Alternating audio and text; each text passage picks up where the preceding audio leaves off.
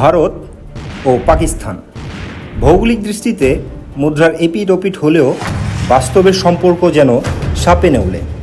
দেশ বিভক্তির পর দুই দেশ নানা সময় বিভিন্ন দ্বন্দ্বে জড়ায় এবং তারও একটি বহিঃপ্রকাশ ঘটল 22শে এপ্রিল পাহলগ্রাম আক্রমণের পর, যেখানে 25 জন ঘুরতে আসা মানুষ এবং একজন স্থানীয় মিলিয়ে মোট 26 জনকে হত্যা করা হয়।